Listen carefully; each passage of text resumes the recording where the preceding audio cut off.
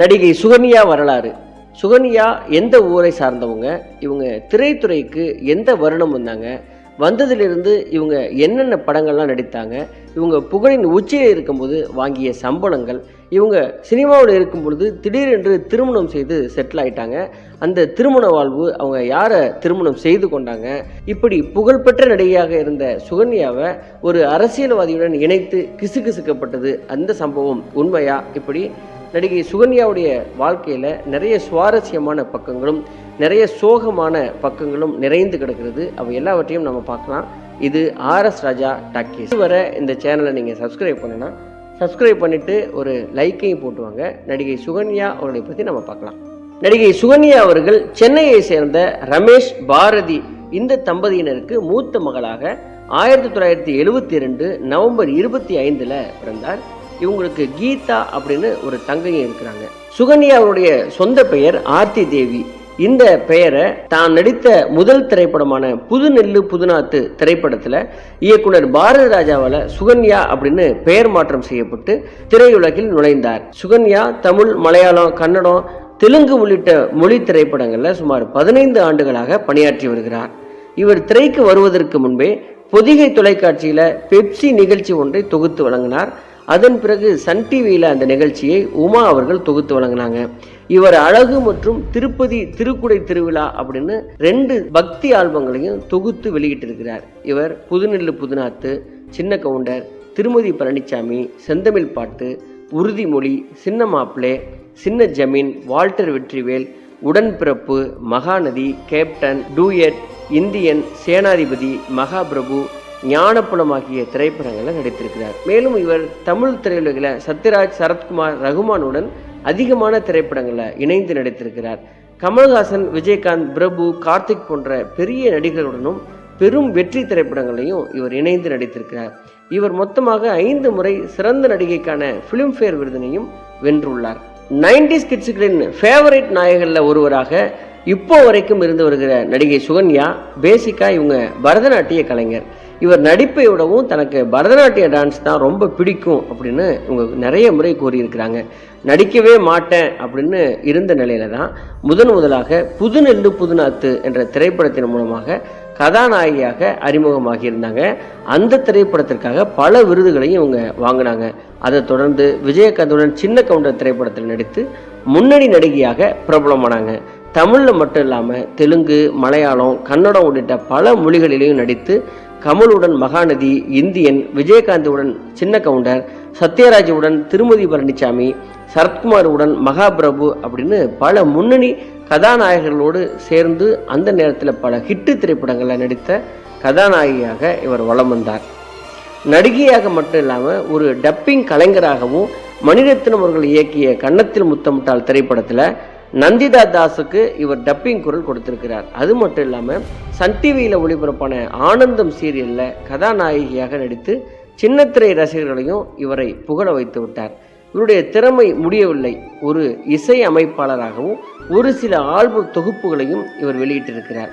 அந்த அளவிற்கு பிஸியாக இருக்கும் இந்த நடிகை சுகன்யா ஷூட்டிங் ஸ்பாட்டில் கிடைக்கும் கொஞ்ச நேரத்துலையும் சும்மாவே இருக்க மாட்டாராம். அந்த நேரத்துலையும் ஓவியம் வரைகிறது, மியூசிக் கேட்பது, டான்ஸ் கிளாஸுக்கு போகிறது அப்படின்னு புதிதாக தன்னுடைய திறமையை எப்படியெல்லாம் மெருகேற்றி கொள்ளலாம் அப்படின்னு யோசித்தபடியே தான் தன்னுடைய ஒவ்வொரு வாழ்நாளையும் கழிக்கிறாங்களாம். அந்த காலகட்டத்தில் ஒரு பத்திரிகையாளர் ஒருவர் தன்னுடைய சுயநலத்துக்காக நடிகை சுகன்யாவை பற்றி வதந்தியாக ஒரு தகவலை பரப்பி விட்டு விட்டாராம். அதனால் மன அளவில் சுகன்யா அவர்கள் ரொம்பவே காயப்பட்டு விட்டாராம். அப்போது தன்னுடைய தந்தை மற்றும் தன்னுடைய நெருங்கிய நண்பர்கள் உதவியோடு அந்த பத்திரிகையாளரின் பெயரில் ஒரு வழக்கு தொடர்ந்ததாகவும் கூறியிருக்கிறார். வழக்கு தொடர்ந்து அவரை பழி வாங்க வேண்டும் அப்படின்னு சுகன்யா அவர்களுக்கு ஆசையெல்லாம் இல்லை. அப்படி எந்த தவறுமே செய்யாதவர்கள் மீது இப்படி ஒரு வதந்தி பரப்புவது தவறு, எல்லாருக்கும் புரிய வைக்கணும் அப்படிங்கிறதுக்காக தான் நான் வழக்கு போட்டு போராடினேன் அப்படின்னு பதிவு பண்ணியிருக்கிறாங்க. பொதுவாகவே சுகன்யா அவர்கள் ஷூட்டிங் ஸ்பாட்டில் யாரிடமும் அதிகமாக பேச மாட்டாங்களாம். அவங்களுக்குன்னு அதிகமான வேலைகளை அவங்க வைத்து கொண்டே இருப்பாங்களாம். அடுத்தடுத்து ஷூட்டிங் இருப்பது போன்று எல்லா ஷெட்யூலையும் அவங்க பிளான் பண்ணுவாங்களாம். அப்படியும் சில நேரங்களில் கொஞ்சம் டைம் கிடைத்தாலும் ஏதாவது புதியதாக கற்றுக்கொள்ள வேண்டும், அவங்க ஓடிக்கொண்டே இருப்பாங்களாம். இவர் 2002ஆம் ஆண்டு அமெரிக்காவை சார்ந்த ஸ்ரீதர் ராஜகோபால் அப்படிங்கிறவரை திருமணம் செய்திருந்தார்.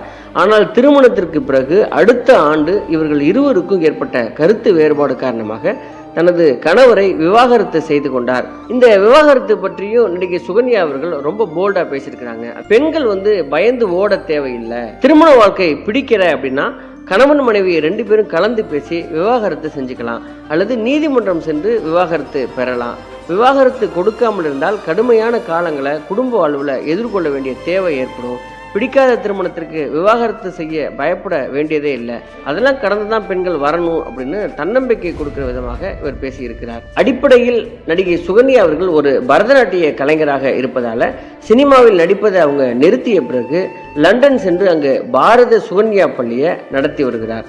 இவர் திடீர்னு ஏன் சினிமாவை விட்டு விலகினார் அப்படின்னு பத்திரிகையாளர்கள் இவர்கிட்ட காரணத்தை கேட்ட பொழுது அதில் அவங்க சொன்னது, கானா கீனா அப்படிங்கிற மலையாள திரைப்படத்துக்கு சுகன்யா அவர்களுக்கு தேசிய விருது கிடைத்ததாம். அந்த விருது வாங்கிய பிறகு தமிழிலிருந்து இவங்களை நடிப்பதற்கு யாருமே அழைக்கலையா, யாரும் அதை பற்றி பேசவும் இல்லையா. அந்த நிலையில தான் இவங்களை சினிமாவை விட்டு விலக வேண்டிய துரதிர்ஷ்டம் ஏற்பட்டது. அந்த சூழ்நிலையிலேருந்து நான் வெளியில் வருவதற்கும், நான் டிப்ரெஷன்லேருந்து வெளியில் வருவதற்கும் நான் கற்றுக்கிட்ட பரதம் தான் என்னை காப்பாற்றியது அவர் பதிவு பண்ணியிருக்கிறார். அதே பேட்டியில் அவர்கிட்ட ஏன் நீங்கள் 2வது திருமணம் பண்ணிக்கல கேட்டதுக்கு, வாழ்க்கையில் கல்யாணத்தை விட பெண்களுக்கு செய்வதற்கு நிறைய விஷயங்கள் இருக்கிறது, கல்யாணம் அப்படிங்கிறது ஒரு சின்ன சாப்டர், அதை விட உருப்படியான நிறைய விஷயங்களை நான் செய்து கொண்டு வருகிறேன் அவங்க சொல்லியிருக்கிறாங்க. இவங்க அறிமுகமான படத்தில் சில ஆயிரங்கள் சம்பளம் வாங்கினவங்க இவங்க புகழின் உச்சியில் இருக்கும்போது 25 லட்சம் வரைக்கும் சம்பளம் வாங்கினதாக சொல்லப்படுகிறது. பொதுவாக சுகன்யா அவர்கள் திருமண பந்தத்தை முறித்து கொண்டதுக்கு அப்புறம் பொதுமக்களும் பத்திரிகைகளும் இதை பற்றியே பேசுவதாகவும், ஒரு பெண் போராடி தான் இதை விட்டு வெளியில் வர வேண்டியது இருக்குது, அதை பண்ணித்தான் ஆகணும், பயந்து ஓட தேவையில்லை, இந்த திருமண பந்தத்துக்கு அப்புறமும் ஒரு வாழ்க்கை இருக்குது. இன்னைக்கு பல பேர் வாழ்க்கையில் இப்படி திருமண முறிவு நடக்குது. இந்த முறிவுலேருந்து வெளியில் வரணும்னா குடும்ப ஆதரவு கட்டாயம் இருக்கணும். ஆனால் நிறைய வீடுகளில் அப்படிப்பட்ட ஆதரவு பெண்களுக்கு இல்லாமல் இருக்குது.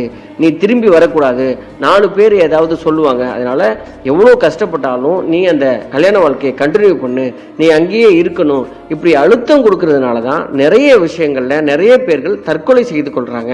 ஊரடங்கப்போ நிறைய பேருக்கு உடம்பு சரியில்லாமல் போனது ஒரு துயரமான விஷயமா இருந்தாலும், கொரோனா லாக்டவுனில் வீட்டில் இருக்கிறது நிறைய பேருக்கு பிடிக்காம இருந்த காலகட்டத்தில் சுகன்யாவை பொறுத்த வரைக்கும் அதை அவங்க அட்வான்டேஜாக எடுத்துக்கிட்டாங்களாம்.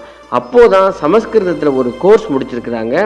Art and architecture, temple tourism பற்றி டிப்ளமோ கோர்ஸும் பண்ணியிருக்கிறாங்க.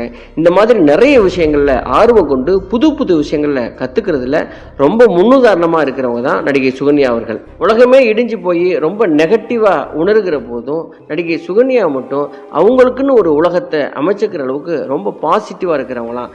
அதே மாதிரி பெண்கள் கட்டாயம் எந்த சூழ்நிலையிலையும் உடைந்து போகவே கூடாது, உங்கள் பக்கம் நியாயம் இருந்தால் தைரியமாக எடுத்து சொல்லுங்கள், அதிலிருந்து வெளியில் வர பாருங்க அப்படின்னு சொல்லுகிறார். நடிகை சுகன்யா அவர்கள்ட்ட மறுமணம் பற்றி பேசுகிறவங்கள்ட்ட அவர் சொல்லுவது, நான் 1972 பிறந்தேன், இப்போ எனக்கு 50 வயது ஆகுது, இதுக்கு அப்புறம் கல்யாணம், குழந்தை என்ன பாட்டின்னு கூப்பிடுமா இல்லை அம்மானு கூப்பிடுமான்னு எனக்கே ரொம்ப யோசனையாக இருக்குது. நான் வேணும்னு சொல்லலை, வேண்டாம்னு சொல்லலை, எது எப்படி நடக்கணுமோ அப்படியே நடக்கட்டும்னு நான் விட்டுட்டேன் அப்படின்னு பல விஷயங்களை ரொம்ப இயல்பாகவே எடுத்துக்கொண்டிருக்கிறார் நடிகை சுகன்யா அவர்கள். இவருடைய திருமண முறிவுக்கு காரணமாக நிறைய பத்திரிகைகள் கிசுகிசுவாக எழுதின விஷயங்கள், நடிகை சுகன்யா அவர்கள் ஒரு அமைச்சரோட தொடர்பில் இருக்கிறார் அப்படிங்கிற அந்த விஷயத்தை ரொம்ப ஸ்ப்ரெட் பண்ணதுனால இவருடைய மன வாழ்க்கை முறிவுக்கு வந்ததாகவும் சொல்லப்படுகிறது. 1991 ஆரம்பித்து 2014 வரைக்கும் இவர் நடித்த எல்லா படங்களும் ஏதோ ஒரு வகையில் மக்களோட ரொம்ப கனெக்டாக இருக்கிறது. இப்படி ரொம்ப குறுகிய காலமே இவங்க சினிமா துறையில் இருந்தாலும் இவங்க சினிமா வரலாற்றிலிருந்து மறைக்க முடியாத அளவுக்கு ரொம்ப நல்ல படங்களும் இவங்க நடித்திருக்கிறாங்க. இதுவே நடிகை சுகன்யா உடைய வாழ்க்கை வரலாறு. நன்றி, வணக்கம்.